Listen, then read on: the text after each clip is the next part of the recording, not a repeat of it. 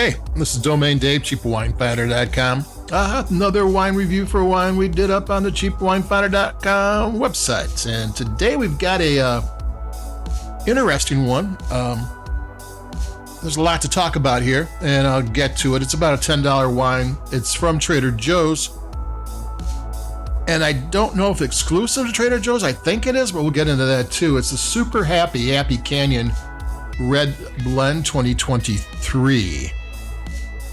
It is made by Field Recordings out of San Luis Obispo, inside Paso Robles and Central Coast. Happy Canyon is inside San Ynes Valley, inside Santa Barbara. It's on the southern side, and it's San Ynes, the southernmost AVA inside Santa Barbara, and Happy Canyon's the most eastern. It still is fairly close to the Pacific Ocean because there's a part of Santa Barbara that is kind of like a triangle that pokes out into the Pacific Ocean. So it's got ocean on the north, the west, and the south side. So even though this is a canyon, a little bit eastern, not crazy, it would be in a place that's too warm to grow grapes, but it isn't because of the Pacific Ocean and the little freak of geology. Andrew Jones is the winemaker for Field Recordings. They do fiction along with Field Recordings and Wonderwall.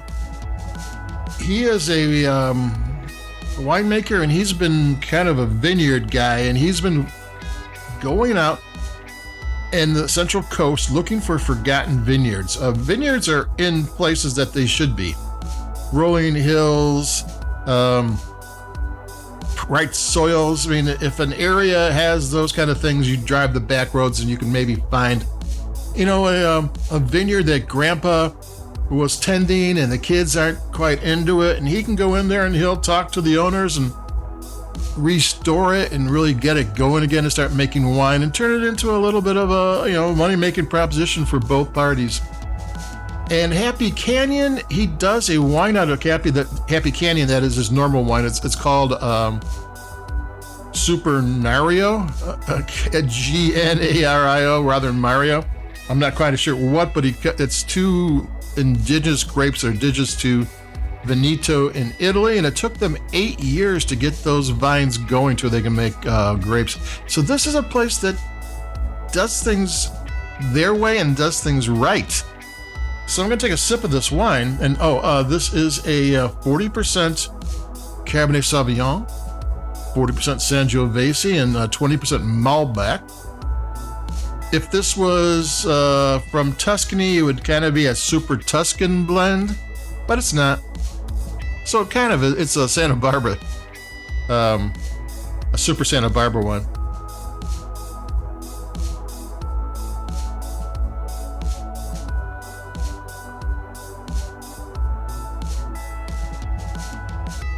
They make wine their way, and there's going to be tannins, there's going to be acidity, there's going to be spices, this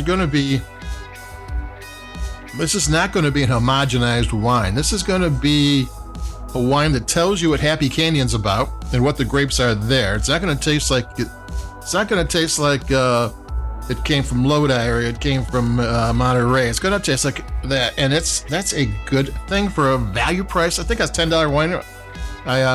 From Trader Joe's. You're getting a single sub AVA wine from a winemaker who's on his game, making a unique wine. This is kind of cool. I mean, this is what wine's all about.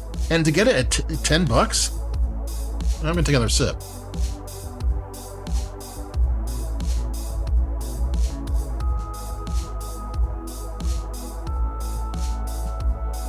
Yeah, it's nice. It's got chewy. It's the Malbec kind of tightens things up. The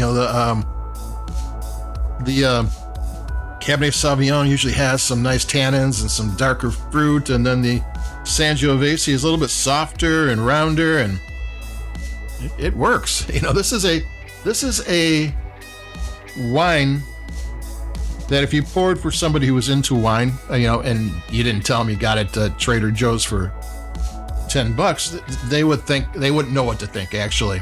What is this wine? What's it cost? Which is a really, that been happening a lot lately, where value price wines are really bringing the goods.